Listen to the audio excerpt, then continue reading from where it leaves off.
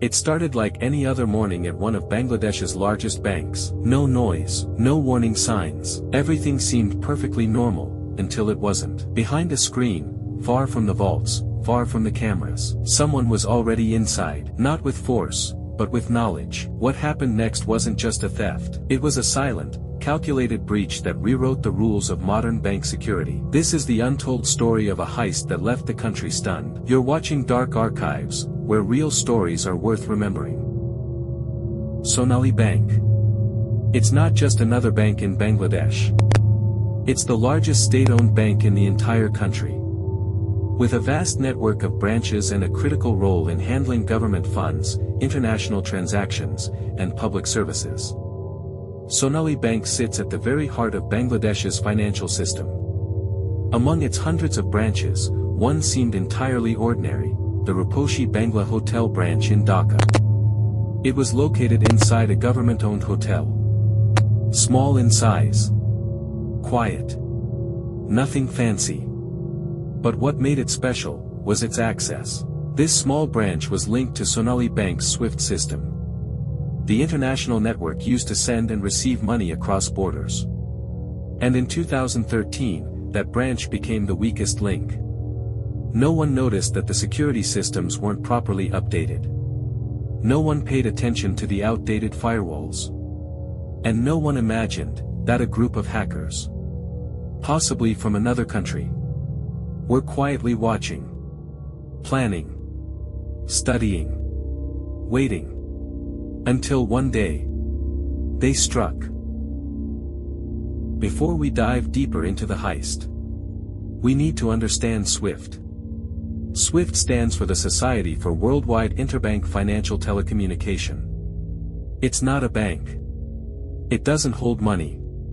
But it connects more than 11,000 financial institutions in over 200 countries. Think of SWIFT as the Internet of global banking. It sends secure messages between banks, confirming money transfers, currency exchanges, and high-value transactions. When one bank wants to send millions of dollars to another, they don't ship cash.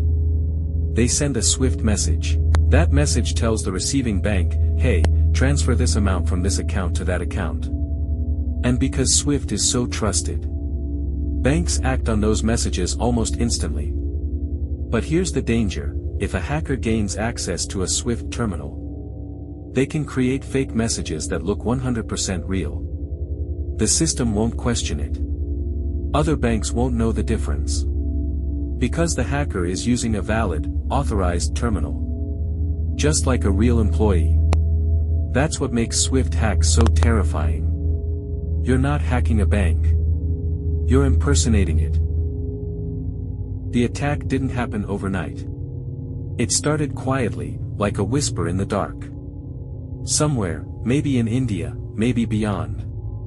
A group of cybercriminals began probing Sonali Bank's network. They didn't force their way in. They waited. They looked for vulnerabilities. And eventually, they found one. A single computer, inside the Ruposhi Bangla Hotel branch, connected to the SWIFT system, was running outdated antivirus software. It hadn't received a security update in months. That was all they needed. They planted malware, a custom-built program, designed to observe every keystroke, copy passwords, and most importantly, capture the login credentials to Sonali Bank's SWIFT terminal. The malware sat there, hidden, undetected, watching as real employees went about their day. And then, when the moment was right, the hackers used the stolen credentials to log in remotely. They didn't break the system. They acted like they were the system. They crafted a series of fraudulent money transfer messages, using the same codes, the same format, and the same trusted access as any legitimate bank transaction. To the outside world, it looked normal, but inside, Sonali Bank had just been compromised. The plan was ready. The access was secured. Now it was time to strike. On January 29, 2013, the hackers used the stolen SWIFT credentials to log in remotely to the Sonali Bank SWIFT terminal at the Ruposhi Bangla Hotel branch. They didn't rush. They ran a test first, sending 1 or 2 small transfer messages to see if they would go through. When no alarms were raised, they launched the full operation. Over the next few days, the hackers generated multiple fraudulent SWIFT messages, targeting banks in India and elsewhere in the region. Each message instructed those banks to transfer large sums of money to accounts controlled by the criminals. But here's the genius in their method: the SWIFT messages were formatted perfectly. The syntax, the codes, the sender credentials, everything looked legitimate. And because they used a real SWIFT terminal inside Sonali Bank, no red flags were triggered. The hackers also timed the transactions to avoid detection, executing transfers during low-activity hours or weekends, when fewer staff were monitoring the system. It was smooth, silent, precise, and by the time anyone noticed something was wrong, the money was already gone. Once the fraudulent SWIFT messages were sent from Sonali Bank's compromised terminal, the stolen funds began their journey.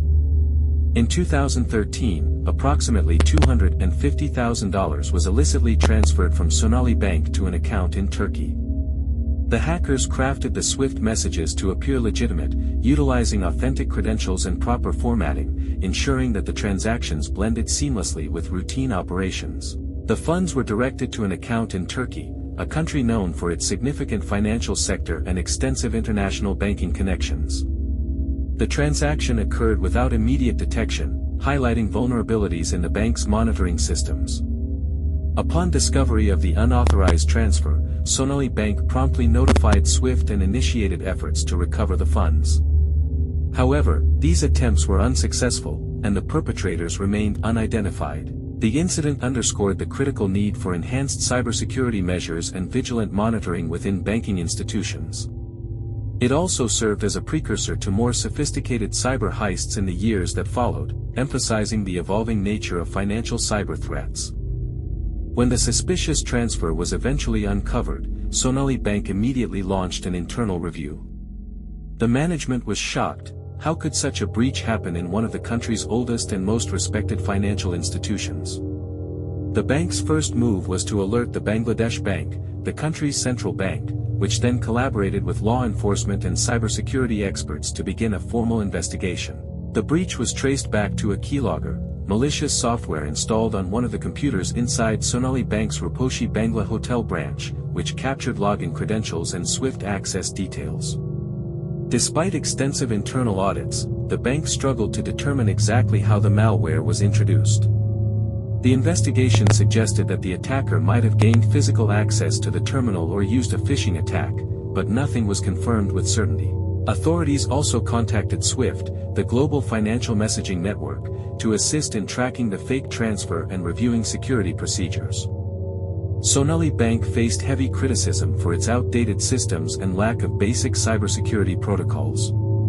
Officials admitted that the SWIFT terminal had no firewall or antivirus protection. Unfortunately, by the time the breach was detected, the money had already been withdrawn abroad. No arrests were made, and the stolen funds were never recovered. The Sonali Bank breach left a deep scar on Bangladesh's banking sector. It was no longer a matter of if a bank could be hacked, it was a matter of when. In the wake of the attack, the Bangladesh Bank and other institutions across the country initiated system-wide reviews of their cybersecurity protocols. Sonali Bank was forced to upgrade its infrastructure. Firewalls were installed. Antivirus software became mandatory. SWIFT usage policies were rewritten. Employees received mandatory cybersecurity training. But for many, the damage had already been done.